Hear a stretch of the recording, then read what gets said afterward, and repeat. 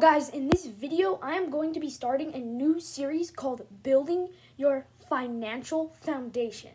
In this series, on this playlist of videos, I'm going to be going through all the formulas that all the rich people use to become rich, all of the basic formulas on how to save money, how to spend money properly, and how to manage your money. Because most people, when it comes to money, the part they fail at isn't making money, it's how they manage their money, and they always end up getting into financial trouble because they're not managing their money properly. So I'm going to teach you guys the formulas that the rich people use, so let's just get straight into it. So guys, I'm going to teach you guys about the 70-30 rule. The 70-30 rule is a percentage rule how to split your money properly without spending too much money in some things. And the point of this is to pay off all your debts and then start investing. So let me get on the whiteboard and show you guys how this works. So guys, this is my 30-70 whiteboard. I have this in my room because I follow this on a day-to-day basis. So if you're an adult and you have living expenses, let's start with the 70%. 70%, live off. So this is the amount of money you are living off of. So 70% of your paycheck goes to living off of and paying off bills and expenses such as electricity costs, food, and shelter. Okay, let's start going to the 10%. Okay, so the first 10% is pay off debts. Let's say you have a mortgage or a car payment. You're going to pay 10% of your paycheck every single time to that car payment or house payment. The next is 10% give. Not everyone can do this one, but if you guys can, karma really exists. If you give more money, you'll be a happier person and you'll be able to help a lot more people. So give 10% of your paycheck if that's possible, either to like tithing, charity, something like that. Just give 10% of your paycheck away to people. The next is 10% invest. This is very important to make more money. So let's say you get a paycheck of $1,000. You would be investing 10% of that, which is $100, and you do that consistently. So every paycheck you invest 10% into stocks, real estate, anything like that. And I'm going to give you guys a list of good things to invest in and how we can make this even more effective. So let's go to that next little part.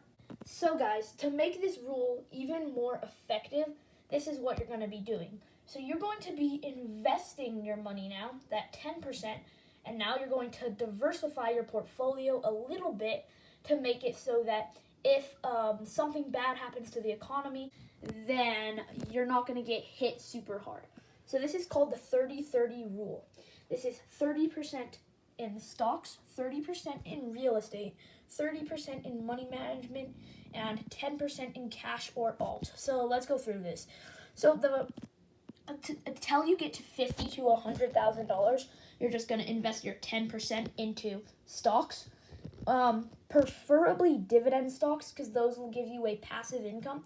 And then with that passive income, you can keep investing it into stocks till you pile $50,000 into stocks, and then you can move on to the next thing in the list. So every $50,000 to $100,000, you move on. So you start with stocks, then you move on to real estate, then you move on to money management, and then you move on to cash or alt. But this 10% in cash or alt, you should do this every time because you need an emergency fund. So let's move down from stocks real fast. Before we move on, I have another tip. So let's say you've paid all of your debt for the month. Move that 10% that you would be paying for your debt and move it to investing to turn that 10% into 20% invested. If you've already given a lot of money, 10%, you could try to give some extra money into invest, because this doesn't have to be 10%. But here's the ultimate thing. The faster you can pay off your debt, the better. Because this debt 10% right here, once your debt is completely gone, you can change invest to 20%, if that makes sense. So you erase debt fully off of this chart, and what you do is now that your debt is completely gone, you turn that 10 into 20%. Sorry that this is a longer video, but guys, I'm trying to give you as much information as possible. So if you guys need to get popcorn and watch this video slowly over time, then do that. But the next one we're going to move on to is real estate.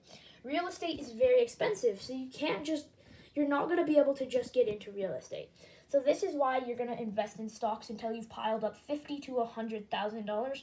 Then, instead of putting that 10% in stocks, you'll put that 10% in real estate and save up for your first property or thing.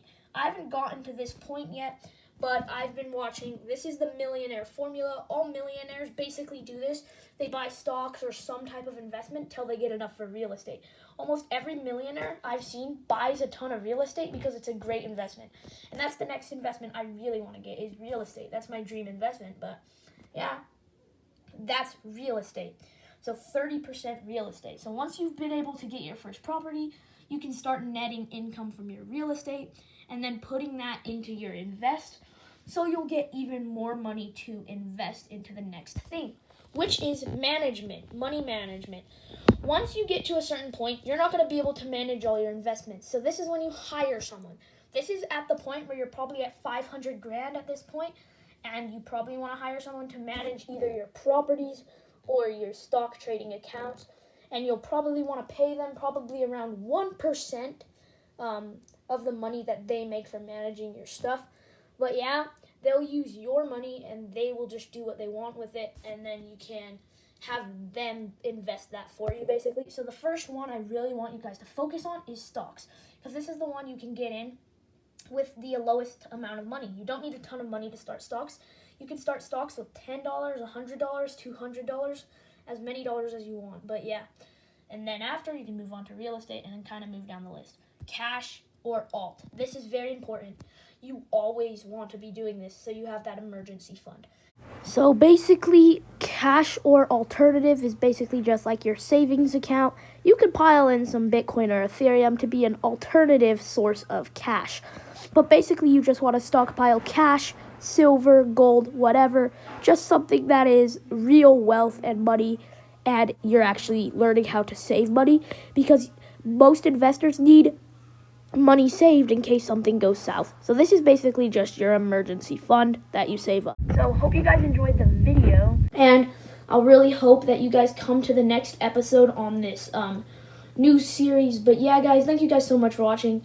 Please hit that like button and subscribe. We're trying to hit 500 subscribers by the end of the year, so I would really appreciate it if you subscribe. But guys, I will see you guys all on the next financial video. Peace out.